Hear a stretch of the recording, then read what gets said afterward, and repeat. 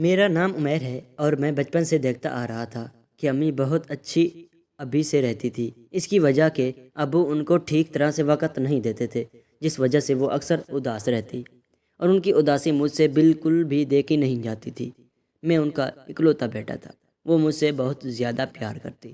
اپنا دل بہلانے کے لیے وہ ہر وقت میرے ساتھ وقت گزارتی کرتی اور مجھ سے ہی اپنی ساری باتیں شیئر کرتی، جس وجہ سے میرے دل میں ان کے لیے مزید احساس پیدا ہو جاتا۔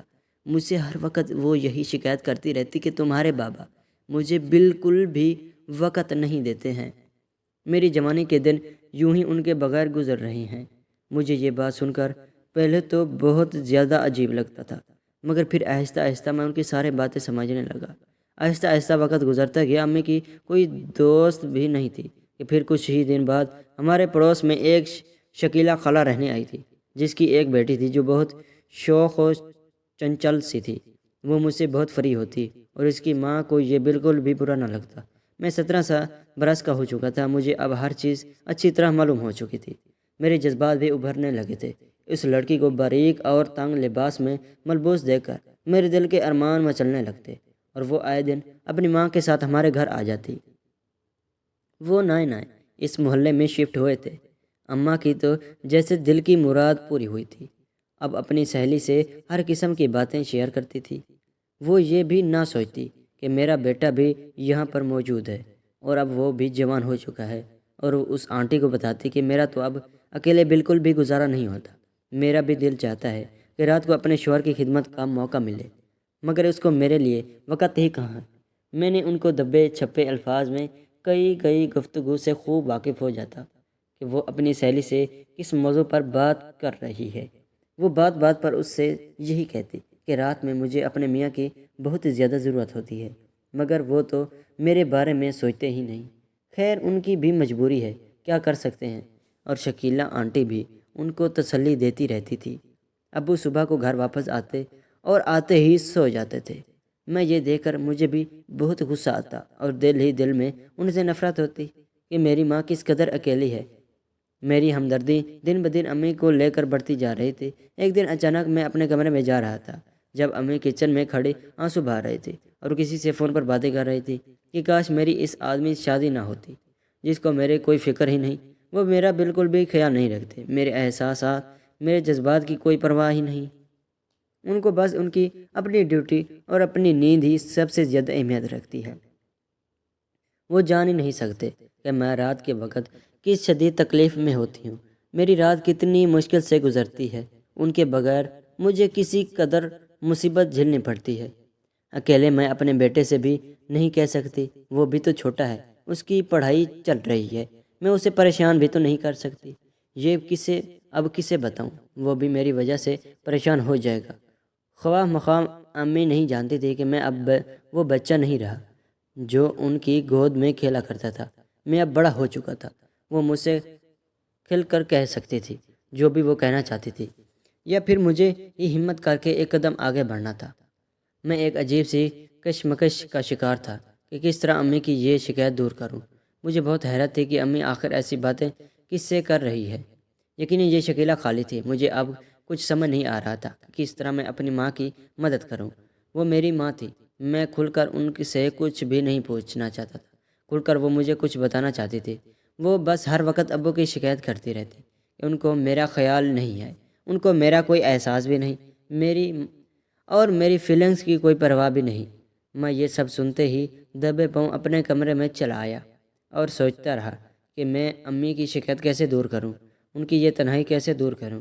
مگر میں ان کا بیٹا تھا اور جان بوجھ کر ڈائریکٹ یہ بات کرنا ان سے میرے لیے مشکل تھا۔ میں جان بھر کر یہ سب ان کے ساتھ کرنا چاہتا تھا۔ مجھے ڈر بھی لگ رہا تھا کہ جب وہ مجھ سے اس بارے میں چھپ رہی ہے تو کس طرح کھل کر ان کے سے بات کا اظہار کروں کہ امی، میں اب جوان ہو چکا ہوں، آپ کھل کر مجھے ہر چیز کہہ سکتی ہیں۔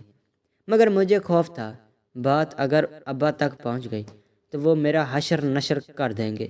ایک رات جب میں ہال میں بیٹھا کتاب پڑھ رہا تھا کہ مجھے یہ احساس ہوا کہ جیسے کوئی اس وقت نہا رہا ہو۔ میں فوراً اٹھا، امی کی کمرے میں جھانکا تو وہ کمرے میں موجود نہیں تھی۔ یقیناً وہ باتھ روم میں نہا رہی تھی، مگر رات کے اس وقت بالکل نہانے کی کیا ضرورت تھی ذہن میں آتے کئی سوال کے جواب میں خود سے ہی سوچنے لگا۔ میری امی اس عمر میں بھی کافی جوان نظر آ رہی تھی۔